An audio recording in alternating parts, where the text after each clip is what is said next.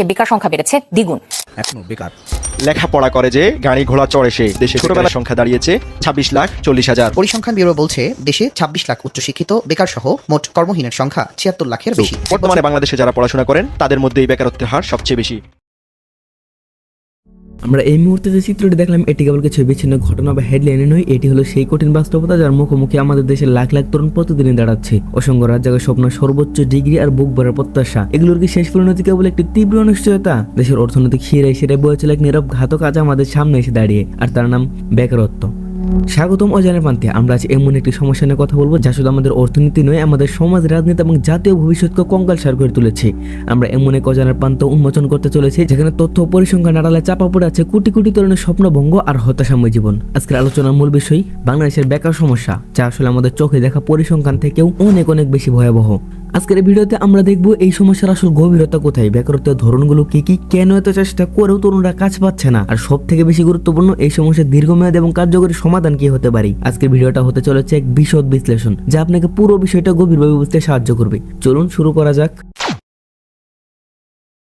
চলুন শুরুতে আমরা একটি সংখ্যাগত দ্বন্দ্বের মুখোমুখি হই। সরকারি সংস্থা বাংলাদেশের পরিসংখ্যান ব্যুরো BBS এর তথ্য অনুযায়ী দেশে বেকারত্বের সংখ্যা প্রায় 26 থেকে 27 লাখের আশেপাশে ঘোরাফেরা করছে।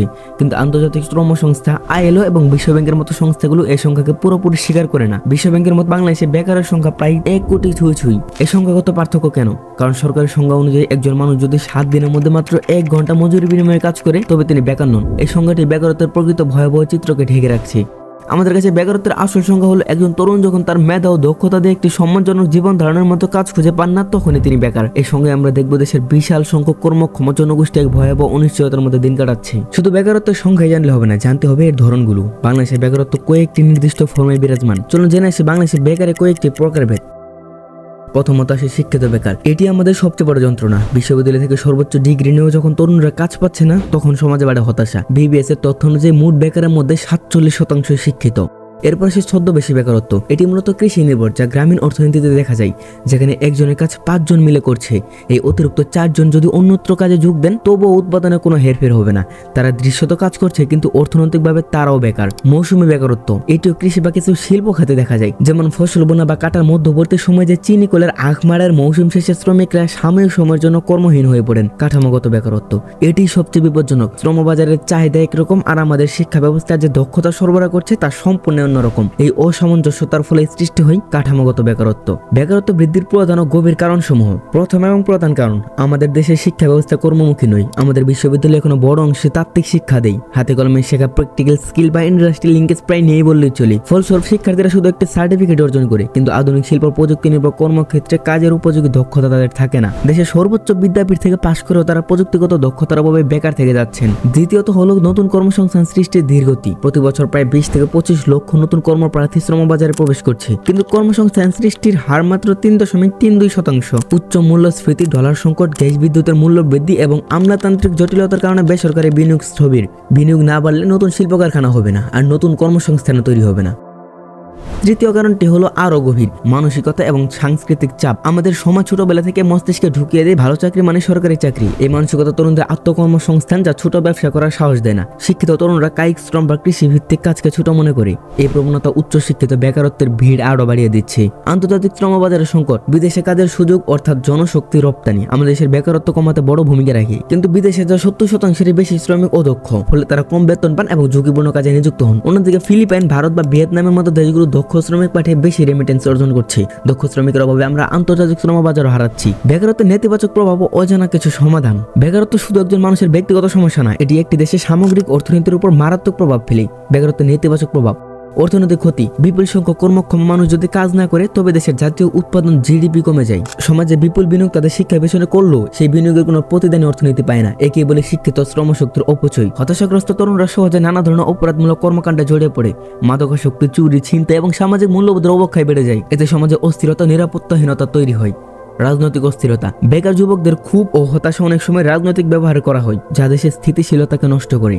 এবার আসা যাক সমাধানে। এই অন্ধকার প্রান্তের আলো কোথায়? সমাধানটি হলো একটি সমন্বিত উদ্যোগ এবং পুরনো ধ্যান ধারণা থেকে বেরিয়ে আসা। প্রথম এবং সবচেয়ে জরুরি পদক্ষেপ শিক্ষা ব্যবস্থার আমূল সংস্কার এবং দক্ষতা উন্নয়ন। দেশের শিক্ষা ব্যবস্থাকে বাজারের চাহিদার সঙ্গে সামঞ্জস্য করতে হবে। প্রযুক্তি এবং কারিগরি শিক্ষার বিস্তার, স্কুল, কলেজ এবং বিশ্ববিদ্যালয় পর্যায়ে টেকনিক্যাল এবং ভোকেশনাল ট্রেনিং বাধ্যতামূলক করতে হবে।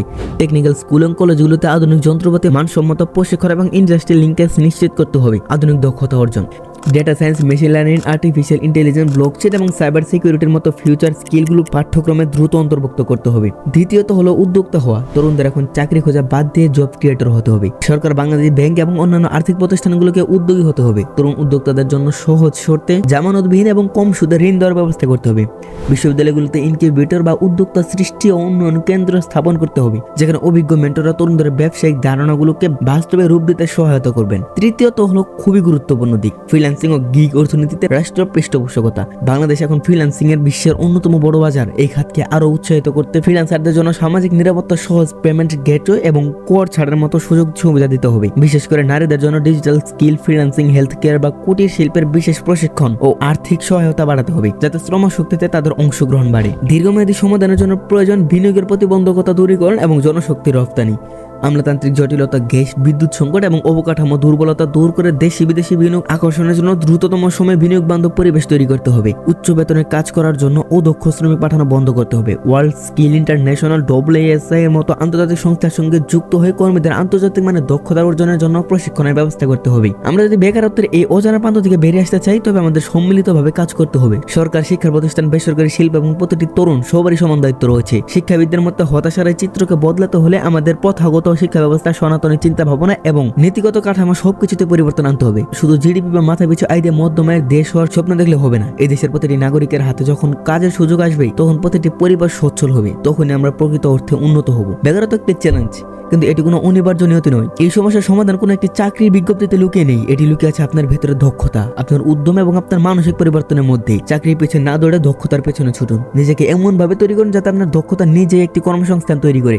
মনে রাখবেন, বেকারত্ব একটি সাময়িক অবস্থা হতে পারে, কিন্তু অদক্ষতা একটি স্থায়ী সমস্যা। আপনার জীবনকে শুধু অন্যের কাজের অপেক্ষায় না রেখে নিজের কাজের গন্তব্য তৈরি করুন।